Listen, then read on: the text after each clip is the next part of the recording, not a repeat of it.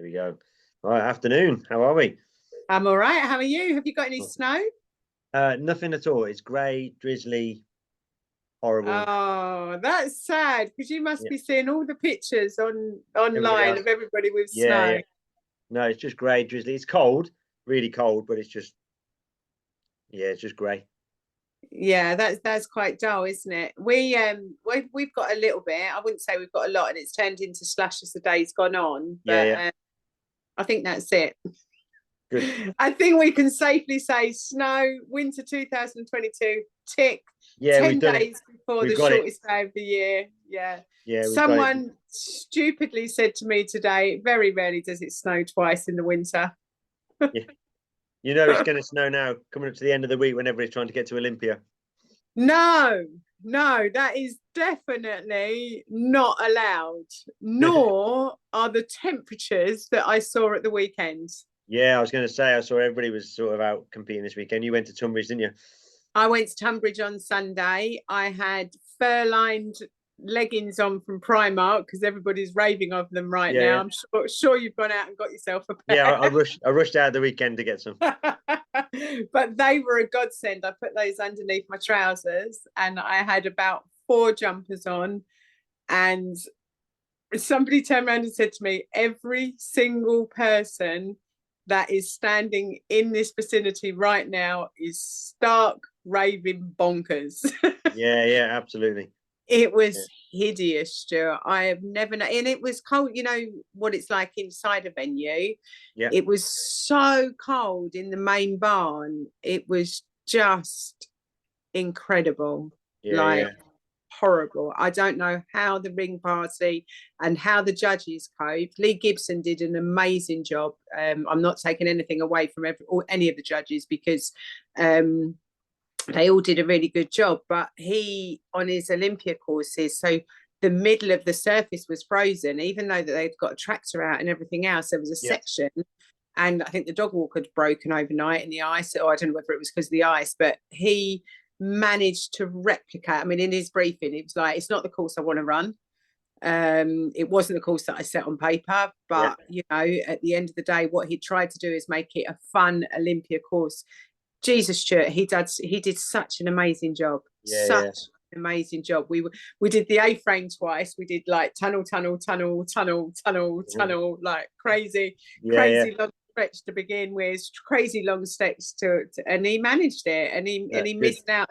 Yeah, really, really hats off to him and any of the ring parties and secretaries and organisers, because I think that was certainly, and then of course everybody was leaving early because of the threatened snow and everything. Yeah, So yeah, yeah, yeah, yeah. yeah, It was a no cold one. results for us. I wasn't switched on, Okay. uh, So but is that through?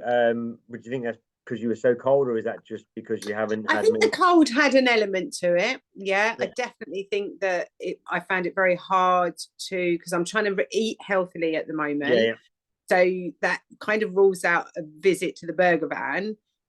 So, and unless I should have taken my gas heater, I guess, and taken some soup with me or something yeah, like that, because there I am eating pasta salad, which although the pasta really did help, it wasn't quite. So yeah, I think it was the cold, but I also think I've not been competing a lot.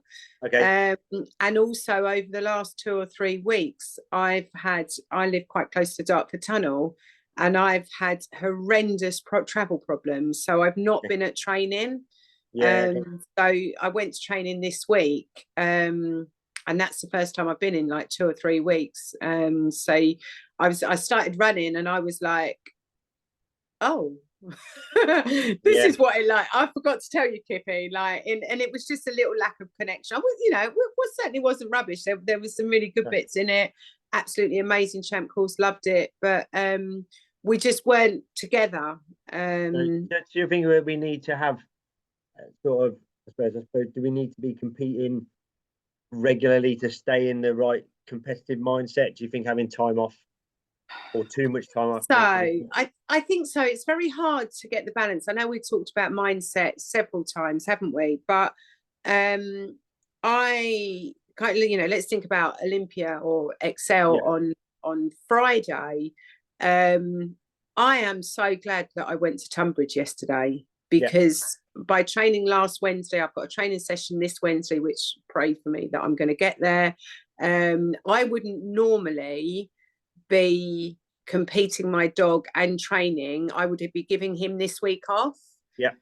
But I honestly feel that I'm not ready because I've not been training. I've not been competing.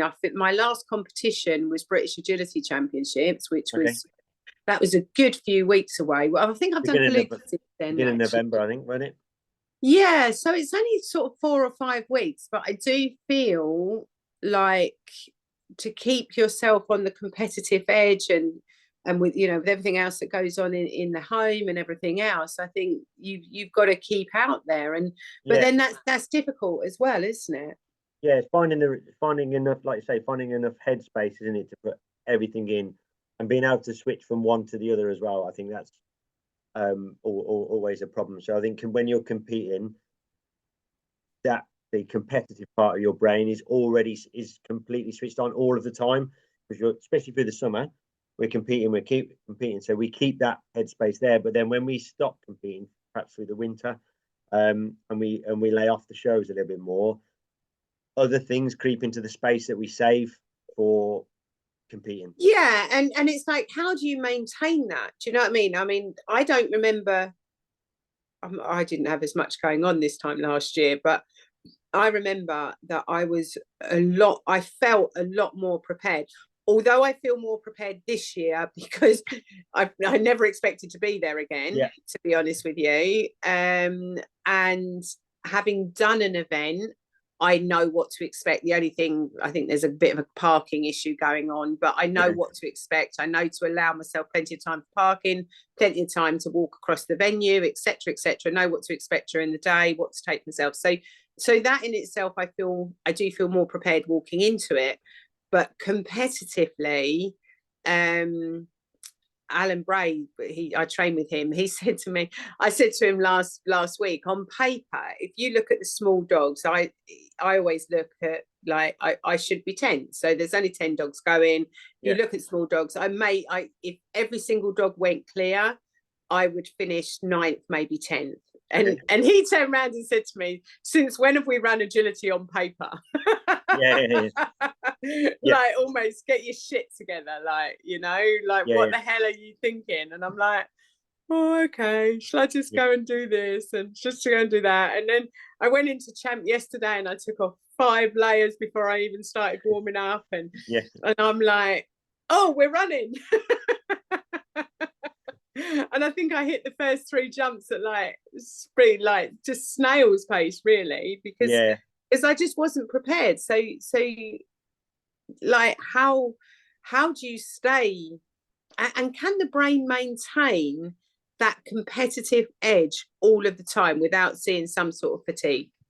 No, I don't think so. If you look at any sports anywhere, they always have time off, don't they? They always have a break.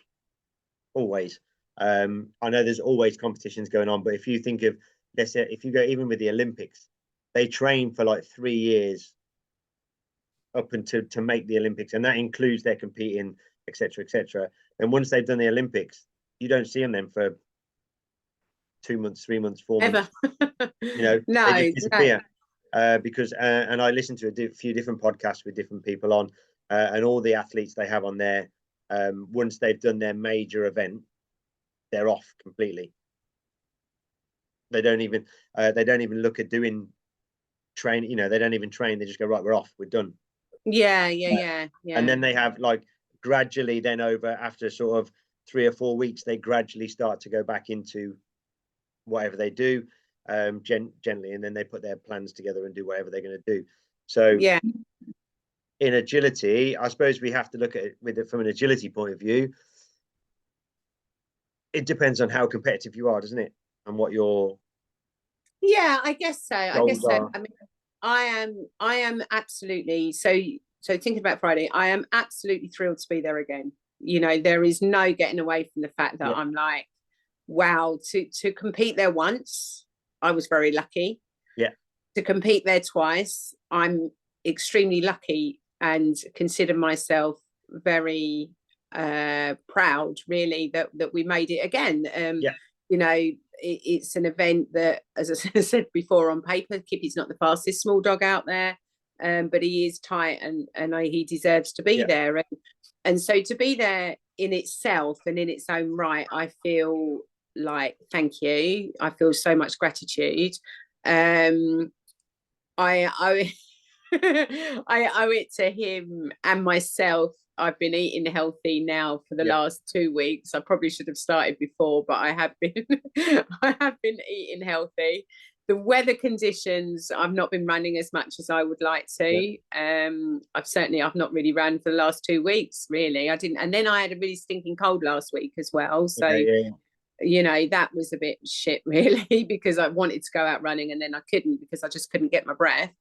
And Kip, you know, I've been walking him a lot, and we've done a lot of road walking, and that keeps him fit. And we've been doing, since when I couldn't get to training, I've obviously been running him through some dog walk contacts and some weaves, but nothing prepares you to run a course like when you run a course. And this has caused me to kind of think about my own training as well, because generally I set a course and then we break it down in sequences and then run it at the end. And I know loads of trainers that do that as well. I think that I'm going to challenge that a little bit for myself, in that I'm going to say to, not every week, but say to some of my guys, and Alan did this with us a few weeks ago, is right, okay, let's just run the course. Here's your course, go and walk it, go and run it. And that gives you that competitive sharpen, doesn't it? So I did a steeplechase, sort of mini steeplechase event at my place the other Saturday, just for most of my guys and stuff like that, and just setting them up into teams, and said, you're all going to run for a team of 4, team of 5, and I'll total your scores up. I judged it, and I just said, I'm going to time it, I'm going to judge it like normal, walk it, and we'll put the things in. And they literally came in, I gave them 5 minutes to walk the steeplechase course. They came out, and we just went, right, we're going to run it as it would be on a Saturday morning, whatever.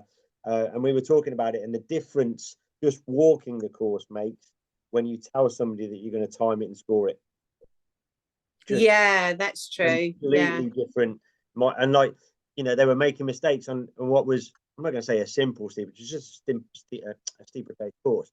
And there was mistakes making, and I said, if we'd have done that on training on a Tuesday evening, you would have nailed it every time. Yeah, exactly. As soon as we put you into teams, as soon as we put you a little bit of competition, you know, and it wasn't anything, you know, it was only like, I like the teams idea, actually, because that does put a little bit more competitive edge. I had 2 sessions, and we had 10 in the morning, 10 in the afternoon, and I split them into 2 teams of 5, and then it was the best team over all 4 at the end of the day. So even the ones in the afternoon didn't see how the morning went, the ones in the morning didn't see how the afternoon went. It was completely separate. That's a really good idea. But it was really cool for just you know, it was only a few hours, 2 hours each session. They did 2 courses in each group, and I just totaled it up. And in between, I might have to steal that idea. So we did the first course, ran it as normal, I scored it, and then I said, right, you've got 20 minutes, pick part of the course, or pick the course again, run it again if you want to. And they just trained little bits on that course that they wanted to do. And then we had a cup of tea, and then we did the second course the same. Perfect. It was a good workshop. Yeah, it worked out really well, and everybody enjoyed it. And you know, I did course running evenings, which I've got one on New Year's Eve morning, where they're just going to run competitively, which we don't do very much. But actually running a course and keeping your brain, as you say, in that mindset. And funnily enough, I was chatting to someone yesterday who, like me, has their own field and is fortunate enough to have their own field. And sometimes it's so hard to motivate yourself to, like, you know, you set a course and for like however many people, and you teach those people, and then you think, oh, I'm just going to get in the van and go home. You know, you might run across a dog walk. You know, she was saying she's got stunning dog walks, because she's like, oh yeah, I'm going to train a dog walk now, you know. But very rarely do you have somebody that actually says to you, right, you're going to run 1 to 20, and this is what we're going to do. And that in itself requires self-discipline, Stuart, doesn't it? Yeah. And that's part of the thing that I do. Probably with Riggs, I probably do more regularly than actual training, because of the way that he likes to train. We can't really drill and repeat too many things. So Right. whatever course I've set up from the week for everybody that I'm going to teach that day or that week, when I get my breaks, we just literally run over that course, regardless of how easy or how hard it is. So it might be a beginner's course, it might be a champ course. It doesn't really matter. Yeah. I just make sure that at least once a week we get a run over on Yeah. the course. And it's something I do, I suppose, almost as a warm up, really. You know, I get him out of the van, warm him up, walk him around, do all the bits and pieces, then get him up, set him up. Almost, I suppose, a bit like competition. Just get out of the van, do your warm up, get on the start line. We haven't had Yeah. a chance to prepare it. He doesn't know what the course, you know, we haven't practiced anything. So he doesn't know, because sometimes, you know what it is, you drill a few bits, pieces, then you put the course together. Dog already Yeah, I knows that. guess that's the other thing, because my field, I'm in the middle of rolling and cutting and cutting and Yeah. rolling that malarkey to try and make it kind of cricket. So I've not had the sequence, I've not had courses set up, I've had equipment set up as opposed to courses. So so yeah, it was just really interesting that, you know, I feel prepared because I've been to the event before, and I printed off, I've got my clothing, I've printed off all my paperwork, and so but I definitely needed Tunbridge yesterday. Definitely needed that. I think in hindsight, had I known that I wouldn't have been able to go training the last few weeks, I probably would have booked into another show, but I haven't got that. But I have got, you know, people kicking my butt on Wednesday. Please do not snow. Yeah, I don't think snow's forecast now, is it? I don't think. Please behave yourself. I mean, the bridge has just been absolutely dire the last few weeks. So hopefully I'll be training on Wednesday, ready to compete on Friday. And is that my ideal setup? No, probably not, but it's not going to hurt him, and he'll certainly be relatively fresh as well. What I won't do on Friday is on Wednesday is overtrain him, obviously. There's no point in repeating dog walks and everything. No. He'll get one chance and that'll be it, really. Yeah. I'm very much like that when I'm training with rigs, especially before a competition. If I'm training at home, unless it's something glaringly obvious, you know, a missed dog walk once or a pole down, I never worry about it. I never go, right, I'm going to do that again. No, I don't. You know, it's what it is, isn't it? Yeah, it is what it is. They know enough. You know, we know enough really to deal with. But yeah, as far as competing goes, I think we should. I think when we're going through the summer competing season, we have a space reserved for competing in our brain, and then when we switch off, it very quickly fills up with other fills stuff. up with weeds in my case. Weeds. Weeds. Clear over the weeds, and then we have to try and clear them. Yeah, we have to try and clear them away very quickly when we go back to competing. So I suppose it is the same as everything else, isn't it? When who was it that said? Somebody always says to me, if you're always going to get what you're concentrating on, if that makes sense. You always yes, and that's the universal pull, isn't it? You know, so if you concentrate and you picture stuff, and you know, I'm a great believer in that. But I've not even, the weeds have been so thick. I've not even, like, come on, like, you know, somebody said to me the other day, you're going to come out and win it on Friday, and I'm like, can you imagine it? Like, with all them top names there, and like me, like totally unprepared, and arrive in my little van and like go, okay, yeah, everyone else has been eliminated and I've won. Fantastic. I'll be recording with you, Stuart. Stranger things have happened. That'd be cool. I'll tell you what, like you say, I agree with Alan though, with agility. You can't do it on paper. No, you can't. I know you can't, but so many things can happen on the day. Yes, exactly that. And I know that I stand as good a chance as anybody, and I earned my place, I deserve it, you know, all that stuff that I tell everybody to think about. I am beginning to just focus on Friday, basically, just getting through the week without too many dramas, without kind of wrapping ourselves in cotton wool, and clearing out the weeds and just focusing. And I think even just thinking, right, okay, I need to eat healthy. I went shopping, you know, so I meal planned, and I got my meals in so that I know when I'm walking through the door, I know what I'm eating, instead of going, what can I have now? And I think that's been really good for me, having Friday has been really good for me to kind of think, right, okay, get back on it, Emma. And it's so hard when it's so cold. I know, yeah. Like, It's horrible, what do the top athletes do when they, like, what do skiers? Right, we need a skier. We need a professional skier on this program if we're going to carry on this cold to tell us what we should be eating and doing and stuff. It's a difficult one. I think we should be, I don't know about food or whatever, but we technically should be doing what we were going to do anyway, regardless of whether it's cold or not. Yeah, but I can't even walk down the street without worrying about falling over, let alone going for a run and be like, way. Yeah, you need to go. You can't even go out in the van, can you? No, not really. Yeah, you're showing off because you've got no snow. I did go out in the van, but it doesn't get your exercise in, does it, going out in the van? No, but you could have driven somewhere that, like a gym or an indoor place, so you could have got something in. Yeah, maybe. Treadmill, maybe. Some bullshit excuse that I couldn't go. Yeah, but to be honest with you, that's the other thing. I've knocked the gym on the head because financially. So you know, something had to give, and I thought, well, I can just go for a walk and run in here, and I might. Do you think it's too late to start doing a few planks tomorrow? Do a couple of planks tomorrow. It's never too late. It's never too late. All right, hang on a minute. Just do a couple of planks tomorrow. You'll be fine. That's what we should have done today. We should have done like a keep fit thing. That's it. Yeah. Keep fit, keep warm. Mad, totally mad. Yeah, madness it is. Cool. Excellent. So what are you running? So what time are you running Friday? You know? No. I know my vet check is at 10:30. Okay. I think it's about, so I'm running in the matinee and the evening. Okay.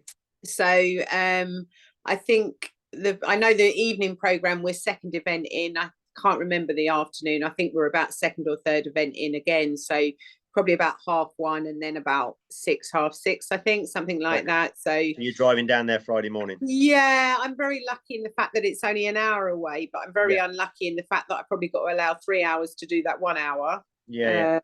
So I will probably, I think the way that the bridge has been and the way that the roads have been around here, I'm probably going to leave about 8:30 on Friday. You know you're going to be there, sat there in the car park on your own early. There'll be no traffic. You'll just turn up. You'll be an hour's journey. I don't care. My worst nightmare is because if you miss your vet check, then of course you miss your run. So I need to get there. I will probably be going out. I'll have my hair done Thursday. That's good preparation. There you go. Fully prepared. Fully prepared. And then I'll go down to the supermarket and get some protein stuff to see me through the day so that I don't eat junk. And I guess it's not going to warm up that much. So I guess it will be, although it's inside, it will be keeping me and Kippy warm during the day. And so driving down there and then, it's 12-hour, 13-hour day, isn't it? For 2 under-a-minute runs. Yeah, for 45 seconds each or whatever at the very top end, isn't it? I think I'm going to have to be doing better than that. You'll be fine. You'll be fine. Yeah. No, I am very excited, very, very excited about running there again. I think it's an experience that I'm very humbled by, that I'm there twice. So yeah, it's good. Yeah, I mean, we should be grateful to run our dogs at any event at all, but then to go to like the top event in our calendar. I think for me, and a lot of people say this, but I think for me it's bigger than Crufts. I agree. I mean, I've only done Olympia once, and I have to admit it's probably one of the best shows I've been to. Yeah, exactly. Yeah, and we are just a little tiny side track, aren't we? It's pretty prestigious. So yeah, very, very lucky, very humbled. And I'll go out and give it my best shot. And that's all you can do. It is, yeah. Go and enjoy it, give it my best shot, and have a great day. I've got Candice's coming up with me. She's a great brew. She's like my daughter. They just kick my ass so much. Good. Yeah. And I'll book in an early morning session with Stuart. We go, come up. Get up. Get moving. Excellent. Perfect. Right, so we'll catch up next week. Yeah, we will do, yeah. You might be talking to a winner. Absolutely, I will be. Good luck on Friday. Thank you, darling. See you later. See you later.